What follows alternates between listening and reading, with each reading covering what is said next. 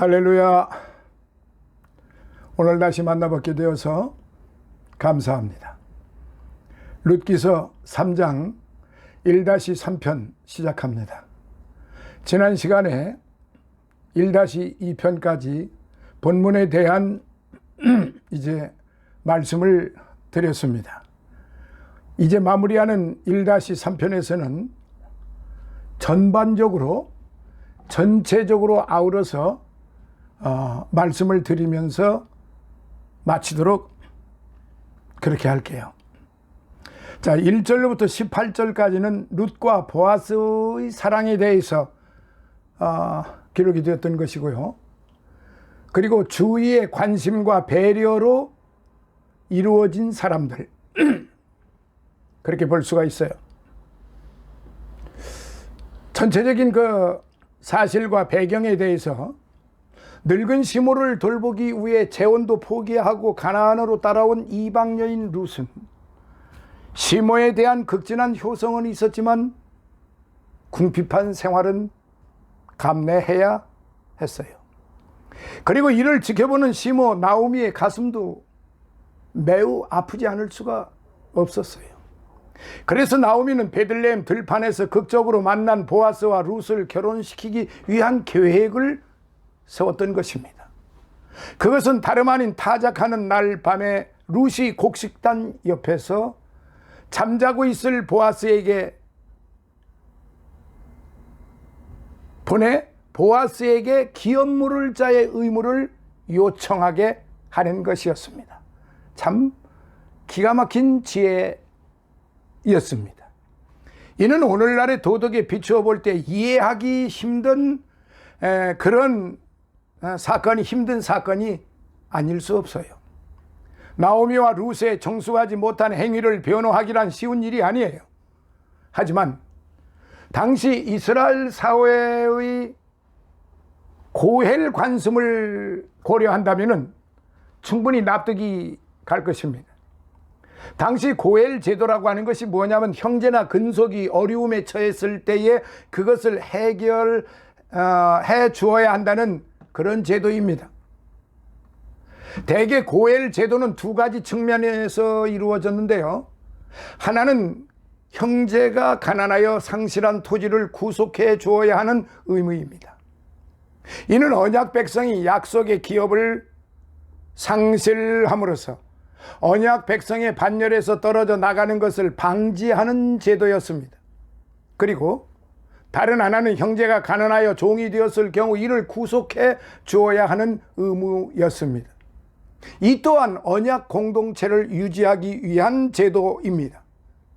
하나님의 은총으로 자유인이 된 언약 백성이 가난한 이유로 해서 다시 종의 신분으로 떨어지는 것을 방지하기 위한 제도였던 것입니다. 또한 같은 맥락에서 볼 때의 고헬 제도는 형제의 억울한 죽음에 대한 복수 의무를 져야 했고 기업을 이을 후손이 없을 때는 그 후사를 낳게 해야 했던 것입니다. 나오미가 보아스에게 기업 물을 자의 의무를 행하라고 요구한 것도 이러한 맥락에서 행해진 것이지요. 나오미가 자부 룻을 보아스와 결혼시키려고 계획한 이유도 바로 이 같은 고헬의 의무 때문이었습니다. 자, 이렇게 볼 때 나오미의 계획은 젊어서 과부된 자에 대한 시므의 애틋한 배려와 사랑으로 비롯된 것이었음을 알 수가 있습니다. 자, 그렇다면은 보아스와 룻의 사랑이 이루기까지 그 주위의 관심과 배려는 어떠했을까요? 자, 한번 살펴보겠습니다. 첫째, 1절로부터 5절을 통해서 보면 룻의 순종이 있었습니다. 룻의 순종이 있었다는 겁니다. 나오미의 배려와 사랑이 있어서 세워진 계획이라 할지라도 당사자인 룻의 순종이 없었다면 룻과 보아스의 사랑은 이루어질 수 없었어요. 더욱이 룻은 이제 이방에서 갓 이주해 온 이방인으로서 히브리인들의 풍속에 대해 생소한 사람입니다. 그러할 때 시므의 명령이기는 했지만 밤에 남자가 자고 있는 노젓가리로 찾아가 숨어 있다가 보아스가 잠자리에 들 때 아무도 모르게 그 발치에 누우라는 지시를 따른다는 것은 결코 쉬운 일이 아니에요. 하지만 룻은 시므 나오미의 지시에 일체의 이의를 제기하지 아니하고 보아스에게로 갔습니다. 룻은요, 신분상으로 보아도 보아스와 비교도 되지 않을 만큼 그렇게 차이가 난 사람이에요. 보아스는 그 지방의 유지예요. 그리고 그런 유지인데 비해서 룻은 갓 이주해온 이방 여인이에요. 가난한 소의 계층이었다는 말입니다. 이 같은 사정으로 볼 때 룻이 시므 나오미의 말씀에 순종하는 미덕이 없었다면 보아스에게 가지 않았을 것이에요. 룻은 나오미를 믿었어요. 시므의 말을 절대 순종했어요. 이거 굉장히 중요한 거예요. 오늘날 고부간의 갈등이 왜 그렇습니까? 시므가 며느리를 인정하지 않고 며느리가 시므를 자기 부모로 인정을 하지 않기 때문에 고부간의 갈등이 심화되고 있는 것이고, 그걸로 인하여 가정이 파탄내고 풍비박산이 되고 자식들끼리 갈라지고 부모와 자식이 서로 원수지간이 되고 이런 아주 엄청난 문제들을 야기시키고 있다는 사실, 오늘 우리가 살고 있는 지금 이 시대에 여전히 일어나고 있는 것입니다. 룻은 나오미를 믿었고 시므의 말을 절대 순종했다는 말은 그냥 단순히 시므니까 내가 순종해야 되고 어른이니까 순종해야 되고, 그게 아니라 시므의 인격을 믿었고 시므가 자기를 낳아준 부모 이상, 자기 친어머니 이상 시므를 그렇게 대했고, 그러면 그 마음속에 뭐가 있었기에 그렇게 됐겠습니까? 바로 사랑하는 마음, 인애하는 마음, 덕스러운 마음이 있었기에 바로 그와 같은 효심이 불타올랐던 것이 아닐까요? 만약에 그런 것이 없다고 하면은 룻은 베들레헴 그 타국 땅에까지 그 낯설고 산설은 그런 낯선 땅으로 굳이 와야 될 이유가 없었던 것입니다. 오르바처럼 자기 고향 땅, 자기 신으로 돌아갔어야지요. 그러니까 룻의 결단은 사망에서 생명으로 전환하는 엄청난 결단이었다는 사실이에요. 이 같은 순종의 미덕은 오늘 우리 성도들에게 요구되는 자세예요. 하나님의 지시하는 대로, 지시는 때로 인간의 이성으로 이해할 수 없는 부분이 있을 수 있어요. 하지만 인간이 하나님의 지혜를 따를 수는 없습니다. 그러므로 우리는 나오미의 말에 순종한 룻처럼 하나님의 말씀에 의의를 제기하지 말고 순종해야 합니다.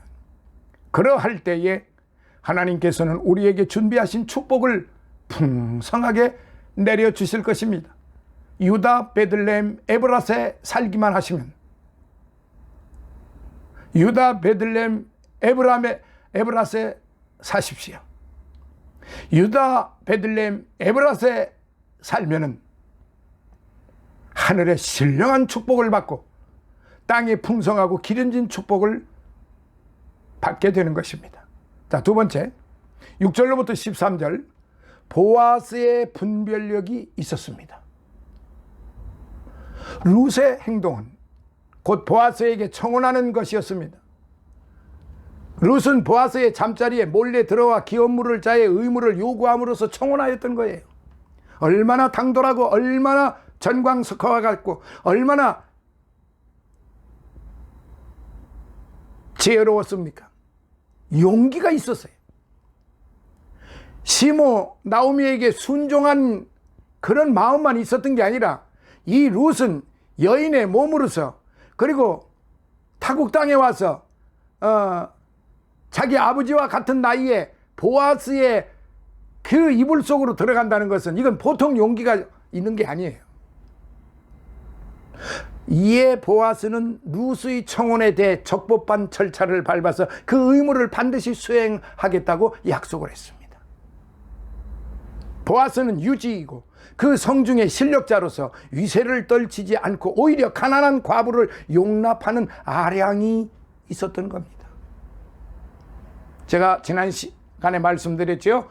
보아스의 이름의 뜻은 힘, 능력, 하나님은 능력이시다라는 뜻이라고 제가 말씀드렸죠. 이건 제 생각만이 아니고 많은 저명한 보수 신학자들의 공통된 견해입니다. 그리고 무엇보다도 룻이 이스라엘의 율법과 죽은 남편과 시모 나오미에게 충실하고자 한 것을 높게 평가할 줄 아는 분별력을 또한 보아스는 있었던 것입니다. 때문에 보아스는 자기 잠자리로 들어온 룻을 아이고 이게 웬 떡이냐 이게 아니고 자신의 잠자리에 들어온 룻을 자신의 소욕대로 행치 아니하고 적법한 절차를 거쳐 혼인하겠다고 했던 것입니다. 룻과 보아스의 사랑이 아름다운 것은 바로 이 같은 절제와 분별력이 있었기 때문이 아니겠어요? 자, 세 번째 14절로부터 18절 조용한 기다림이 있었습니다. 조용한 기다림. 밤새 보아스와 기업 모를 자의 의무와 율법의 요구 등에 대한 이야기를 나눈 룻은 새벽 미명에 나오미의 집으로 돌아와 나오미에게 자초지종을 말합니다. 그러자 나오미는 이 일이 어떻게 진행될 것인가를 짐작하고 룻에게 주의를 주어 잠잠히 기다리라고 당부했지요. 나오미는 이 일이 이같이 순조롭게 진행될 것을 이미 짐작하고 있었던 거예요. 그게 믿음입니다. 믿음.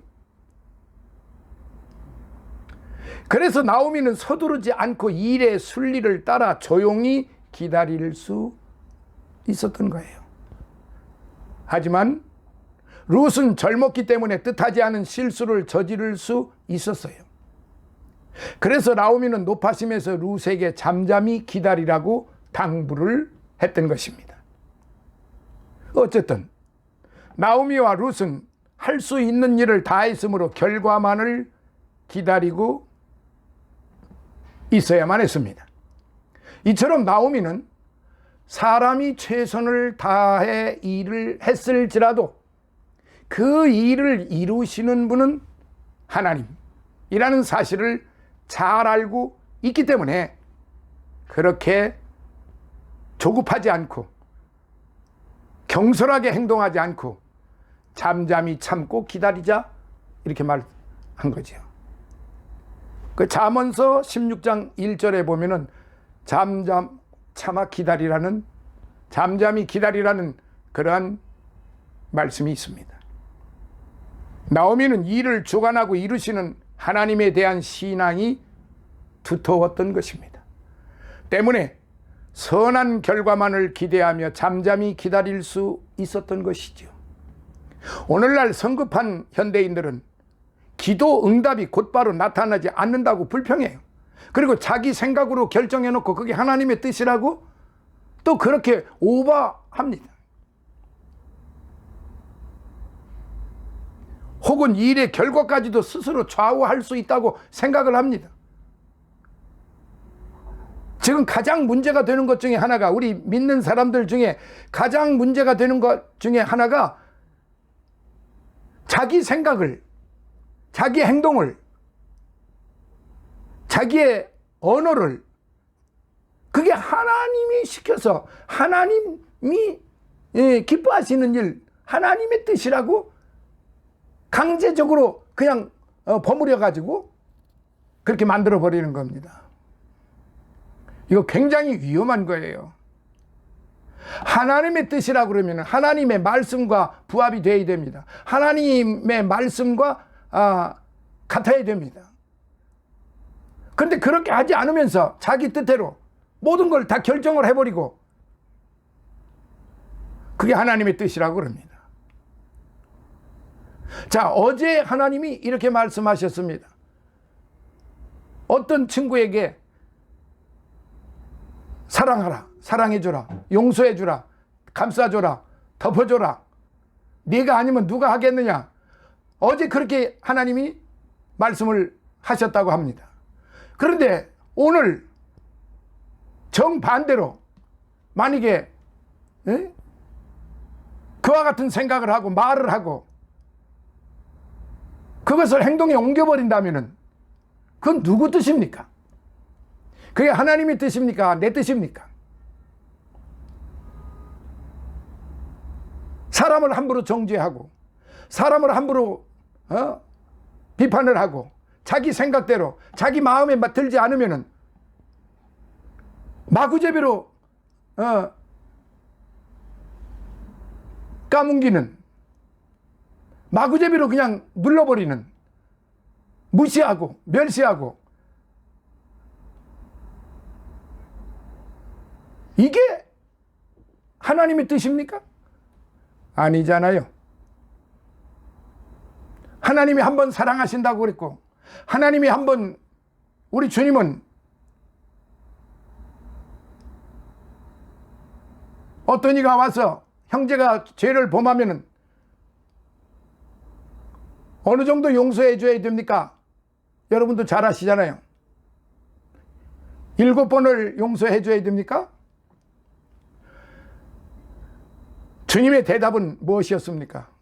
70번씩 7번이라도, 70번씩 7번이라도, 77이 49, 490번입니다. 그러면 이 의미는 무엇이냐면, 끝까지 처음에 네가 그를 용서해 줬으면, 처음에 네가 그를 사랑했으면, 처음에 네가 그를 친구로 삼았으면, 처음에 네가 그를 품어주었으면 끝까지 가라는 이야기예요. 그게 예수님의 말씀이에요.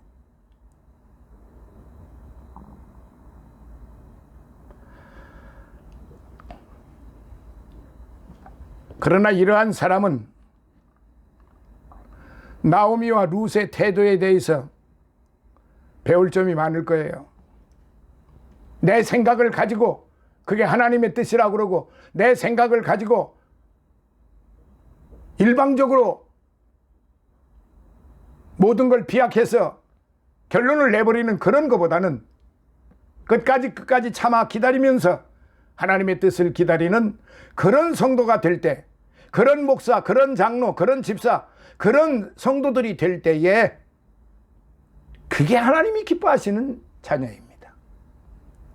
내 생각을 가지고 그게 하나님의 뜻이라고 절대로 그렇게 해서는 안 됩니다.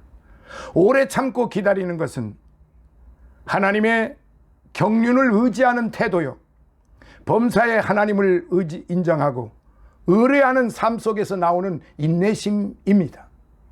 그런즉 우리는 나오미와 룻의 인내를 본받아 어떤 일을 위해 할 수 있는 한 최선을 다하고 하나님의 선한 역사가 나타나기를 기다릴 줄 아는 그런 성도가 되어야 할 것입니다. 자, 이제 마무리 말씀을 드리도록 하겠습니다. 오늘 우리들은 어떤 삶, 이런 보아스와 나오미, 룻, 이런 세 사람의 관계 설정을 통해서 우리가 오늘날 현대적으로 살아갈 때 어떻게 적용할 것이며 어떻게 나의 삶을 이어갈 것인가? 성도 여러분, 우리는 보아스와 룻의 사랑이 맺어지기까지는 시모 나오미의 배려와 룻의 순종, 그리고 보아스의 분별력이 있는 행동 등이 어우러졌음을 본문에서 살펴보았습니다. 그러므로 보아스와 룻의 사랑은 주위의 관심과 배려가 어우러진 결실이었습니다. 그렇습니다. 남녀 간의 사랑이 아무리 자유스러운 때라고 할지라도 절제와 분별력 있는 행동이 필요한 것입니다. 그리고 이웃의 배려와 깊은 관심은 두 사람의 사랑을 더욱 공고하게 해줍니다. 결국 두 사람 사이의 사랑인 것처럼 보이지만 사랑하는 남녀 사이에는 많은 주위의 관심과 도움이 있어서 더욱 아름답게 이루어지는 것입니다. 그런즉 우리는 그리스도 안에서 사랑하는 사람을 만났을 때 주위의 관심과 배려가 어우러지고 하나님의 섭리가 조화를 이루어 두 사람 사이의 사랑이 아름답게 승화되도록 해야 할 것입니다. 이것이 바로 보아스와 나오미와 루세, 이 세 사람이 서로 주고받는, 서로 액션을 취하고 서로 관계성을 유지하는 그런 아름다운 모습, 오늘 저와 여러분들의 모습이 되어야 하지 않겠습니까?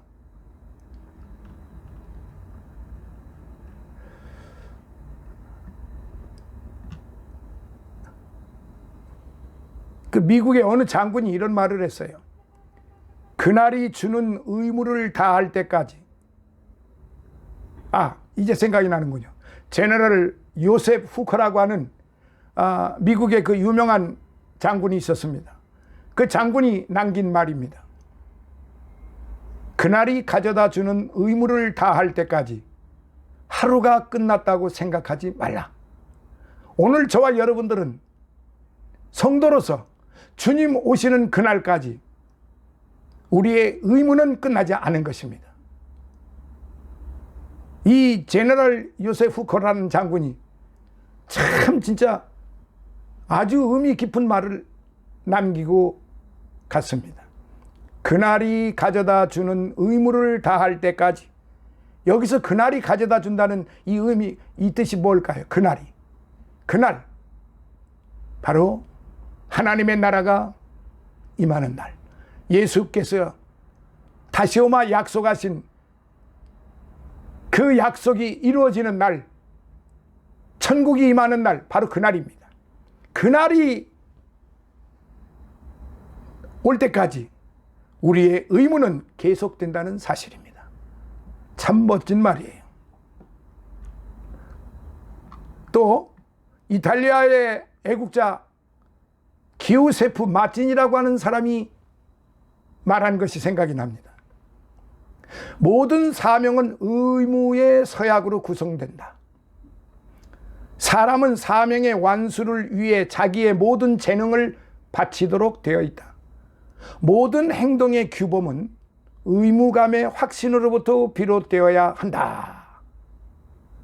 그의 책 생애와 작품이라고 하는 내용 중에 있는 말입니다.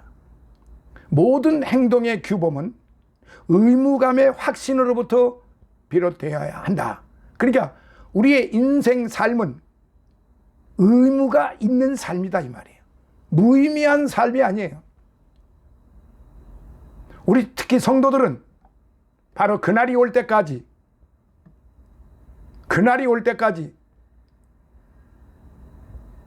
사도 바울이 가르친 말씀,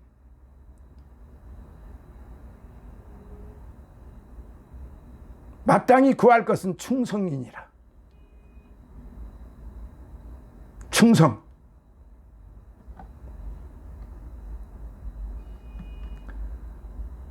그리고 그 유명한 바람과 모래와 별이라는 책을 쓴 생덱쥐베리, 프랑스 아주 저명한 소설가였죠. 수필가였고, 그가 한 말이 또 이렇습니다. 인간이라는 것은 우선 책임이 있다는 것이다.